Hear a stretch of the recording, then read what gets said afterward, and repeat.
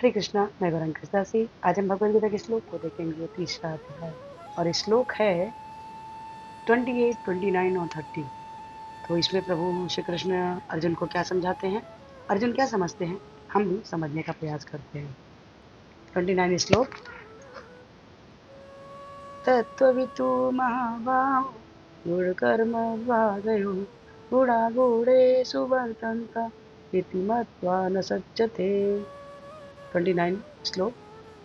प्रकृतेर्गुणसम्मूढात् सजन्ते गुणकर्मसु तान् कृष्णविदो मन्दान् कृष्णविन्नं चालयेत्। 30 नंबर श्लोक। मयि सर्वाणि कर्माणि सन्न्यस्याध्यात्मचेतसा निराशीर्निर्ममो भूत्वा युधस्व विगतज्वरः। 28 श्लोक में कहते हैं, हे महाभाव, भक्ति भाव में कर्म तथा सकाम कर्म के भेद को भली भांति जानते हुए जो परम सत्य को जानने वाला है, वह कभी भी अपने आप को इंद्रियों में तथा इंद्रिय तृप्ति में नहीं लगाता। यहाँ पे प्रभु का ये बता रहे हैं कि यहाँ प्रभु ये बता रहे हैं कि जैसे एक ग्लास ले लीजिए, ग्लास में चाहे आप मैंगो शेक रखिए, चाहे उसमें आप गन्ना जूस रखिए, चाहे आप उसमें दूध रखिए, चाहे उसमें किसी प्रकार का भी कोई रस रखिए, पात्र तो क्या है, वो गिलास है ना। लेकिन उसके अंदर चीजें बदल रही हैं। ठीक उसी प्रकार से जो हमारी आत्मा है वो वही है, सिर्फ शरीर बदलता है, स्थितियां बदलती हैं, है ना। तो ये बात जो है सभी वो जानते हैं जो भक्ति भाव में कर्म करता है, सकाम कर्म करता है, उसे ये सब चीजों का ज्ञान हो जाता है। वो व्यक्ति जो है अपने आप को इंद्रिय तृप्ति में नहीं लगाता। जिसको इस बात का ज्ञान होता है वो इंद्रियों में अपने मन को नहीं लगाता। आगे का श्लोक देखते हैं। माया के गुणों से मोहग्रस्त होने पर अज्ञानी पुरुष पूर्णतया भौतिक कार्यों में संलग्न रहकर उनसे आसक्त हो जाते हैं। यद्यपि उनके ये कार्य उनके ज्ञान भाव के कारण खत्म होते हैं, किंतु ज्ञानी को चाहिए कि उन्हें विचलित न करें। कितना सुंदर श्लोक। यहाँ पर माया के गुणों से, यहाँ पर माया देवी जो है वो सभी को भ्रमित करती है ना। तो उसमें भ्रमित होकर जो भी कोई पुरुष जो होता है वो हमेशा ये सोचता है कि ये सब जो भी कर्म हो रहे हैं हमारे द्वारा हो रहे हैं। लेकिन जो ज्ञानी होता है वो इन चीज को जानता है कि ये सारे कार्य हम कर तो रहे हैं, लेकिन इसमें करता कोई और है, करवा कोई और रहा है हमसे कार्य को। जो ज्ञान के अभाव में होते हैं वो अपने आप को ही करता जानते हैं कि मैं ही कर रहा हूँ। और कभी भी ज्ञानी लोगों को विचलित नहीं करना चाहिए। जिनके पास इस ज्ञान की प्राप्ति है, नहीं मालूम है, उन्हें उन्हें रास्ते से भटकाने का कार्य नहीं करना चाहिए। अगला श्लोक, आज का आखिरी श्लोक क्या है, 30वां।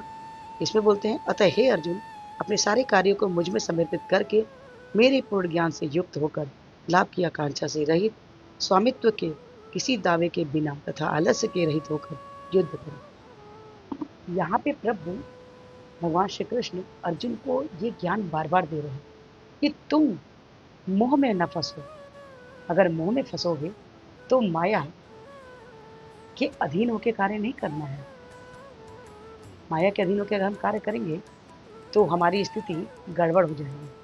तो हमें माया रहित होकर कार्य करना है। अपने सारे कर्मों को, जैसे उन्होंने बोला कि कर्म करो मुझ पे समर्पित करते हुए, कोई भी कार्य को करना है तो हमें हमेशा उसके लाभ की आकांक्षा से नहीं करना है कर्म। कैसे? अगर आपका काम है मिठाई बनाने की, आप एक हलवाई हैं, आप अच्छी अच्छी स्वादिष्ट मिठाई बनाते हैं दुकान पे बेचने के लिए, लेकिन आपको क्या पता कि आपके हाथ में जो आज मिठाइयाँ बनी हैं, जलेबी बनी है, इमरती बनी है, बालूशाही बनी है, रसमलाई बनी है। कभी कभी ऐसा होता है ना कि इमरती जो सबसे कम रेट की है वो खाने वाले ज़्यादा लेके जाते हैं, रसमलाई को कम। कभी कभी होता है कि रसमलाई ज़्यादा बिकती है, तो कौन किसको ज़्यादा पसंद करके ले जाएगा, ये एक हलवाई जानता है क्या? उसकी स्वादिष्ट सारी मिठाइयाँ होती हैं, लेकिन कभी कभी ऐसी होती है ना कि सबसे कम रेट वाली भी मिठाई ज़्यादा बिक जाती है। तो मिठाई बनाने वाला जो है कर्म करता है अपना मिठाई बनाने का, लेकिन उसकी मिठाइयाँ आज ज़्यादा कौन सी बिकेंगी ये उसे पता नहीं होता। तो आपके भी जीवन में, आपके कर्म में आपको क्या फल मिलेगा, इसे आपको उम्मीद नहीं करनी है, सिर्फ कर्म करना है ना? ये रहा आज का आखिरी श्लोक।